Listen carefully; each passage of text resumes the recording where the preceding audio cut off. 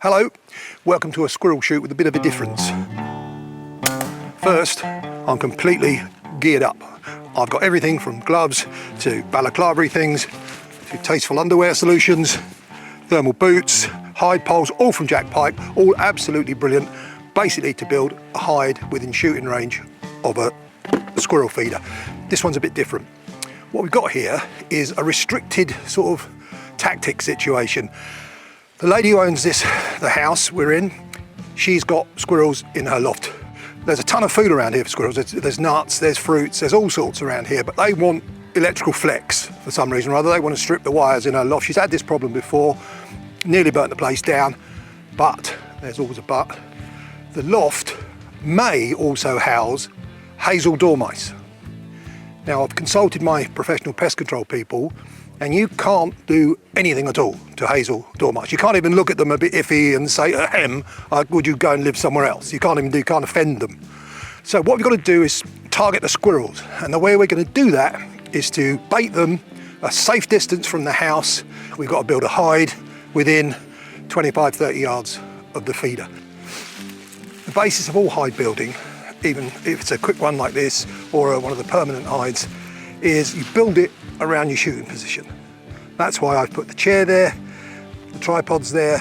I've got a lovely clear line of sight through not only to the main target areas but to the approach areas without sort of letting myself be too exposed. Basic format is so simple. All it's going to be is a screen. I've got the backdrop of that laurel and that root cellar there. Plenty of leaves on the ground. We've got a little bit of natural in front of us. I'll augment it if I have to, but I want to set it up very quickly, minimum disturbance, and this stuff, this LLCS, this loose leaf concealment system, is my absolute favourite gear. These superb Jack Pyke hide poles have got like foot steppers on them. Push them into pretty much anything, and then you can vary the height as and when you want. Top tip, gardener's coated wire. Brilliant for the hide building thing. It's even got its own little cutter in it. Pull off a little bit, press the button, cut it off, put that in your mouth, like that, and then just go around there. And now, as I believe it's fashionable to say, a few minutes later, there's your hide. Couple of sheets, a few poles, done.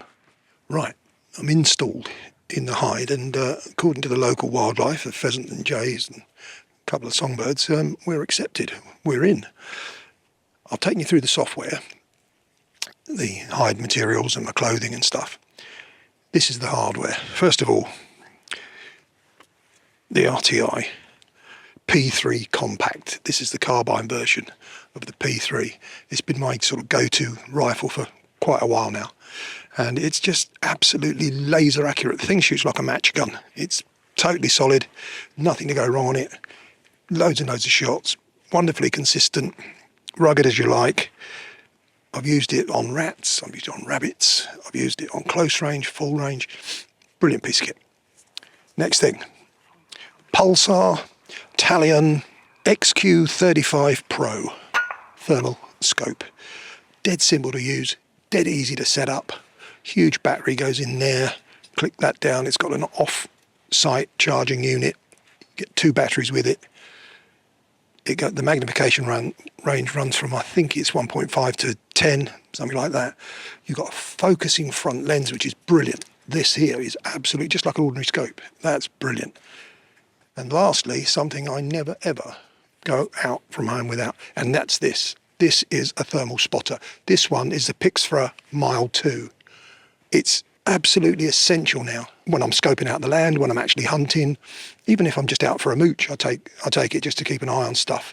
It's absolutely brilliant. This is one of my most strongly recommended accessories. It really is worth getting one of these. So there's the hardware.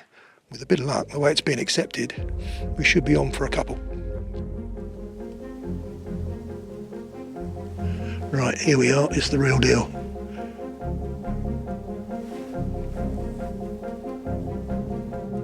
There we go. And that's the end of him, without a twitch. Now that couldn't be cleaner, perfect headshot, he's not even twitching. The jay's back already The squirrel is literally 5 seconds down and the jay is back already. So either these are tame jays or something, but they're not too wary. We'll give it a little while longer and see if that squirrel being belly up is not ideal, but if not, we'll whoosh out and get it. While we're hanging about, let me tell you about my stick. This isn't just an ordinary stick that's been helping me get about since I wrecked my legs. This stick belonged to an absolute hero of mine, and he would be known by the older generation of country sports guys out there, I'm sure. His name was Fred J. Taylor. He used to write in the Shooting Times and various publications, and he was a leading light in shooting, hunting, fishing, and I sort of worshipped him from afar for ages. And I was on an angling group, and his son-in-law happened to be on there. And I wrote a book about my bull terrier, which Fred's son-in-law gave him, and he really enjoyed it. And he asked if I would come to lunch with him. I would come to lunch with Fred J. Taylor, would I?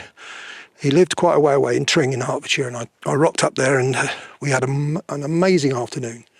And we repeated that fairly regularly. And when he passed, I was at his funeral, and his daughter gave me this stick that Fred would use, and she said, get some use out of it, and I absolutely treasure it. It's just a stick, but that stick supported Fred J. Taylor. And they say you shouldn't meet your heroes. Well, I met one of mine, and it was brilliant.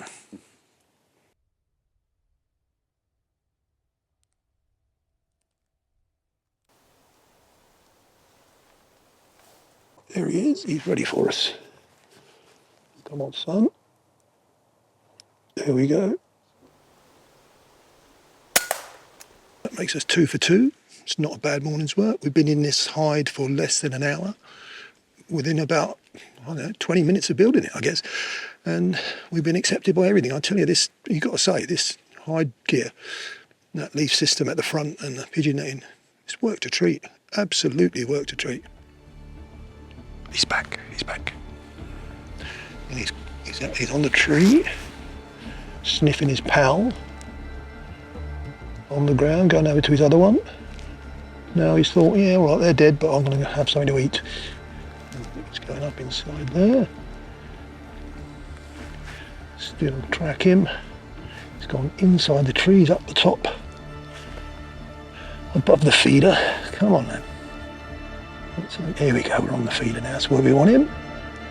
Right.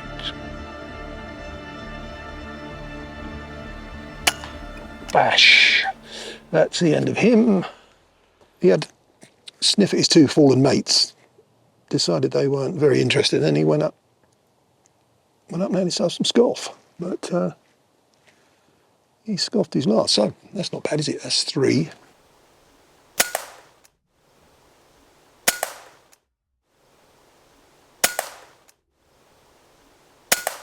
Weather's coming in. It's going to absolutely bucket it down in about half an hour or so, and that's a brilliant hide, but it's not waterproof. But I'll tell you what an effective 10 minutes setting that up. So hats off to Jack Pyke for the gear, for RTI for the rifle, Pulsar for the sight, and Mother Nature for the fattest squirrels. These things are like rabbits, so I'm going to have a couple of these to eat. I love eating these. I love squirrel. It's absolutely nice, like a less gamey rabbit. Very successful. I'm going to leave the hide set up so that I can call back a couple of 3 times on the trot, see how many squirrels are going. So at the moment, it's job done. Getting out before the weather. Really enjoyable morning. Done a bit of good for a very nice lady. And see you next time.